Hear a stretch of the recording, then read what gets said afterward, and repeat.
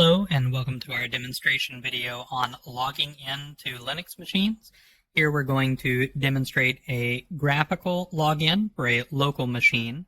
We're going to demonstrate a remote login using RDP on a remote machine graphically, and we'll also demonstrate a text mode login via SSH.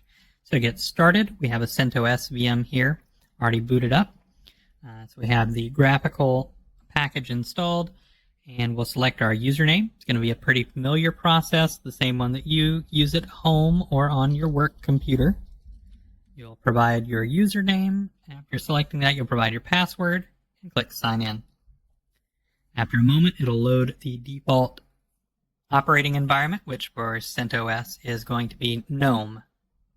So we can go ahead and log out of that particular session.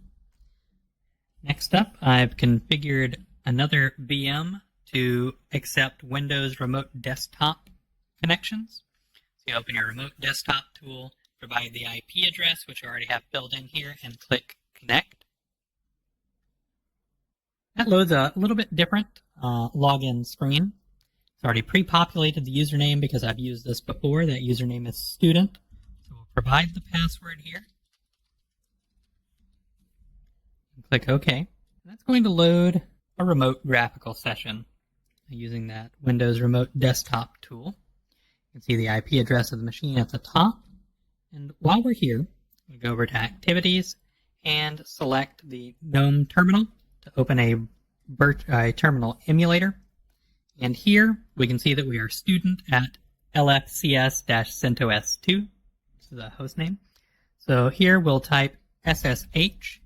We're going to do Aaron at 192.168.0.17, which is the IP address for the first client that we logged into using the local login. It's going to prompt us for the password, which, as you'll recall from the lecture video, is not going to show anything when we type. Go ahead and hit enter, and now we can see our last login. And we'll see that we are Aaron at lfcs-centos, which was the first host. You can go ahead and exit to end your SSH session.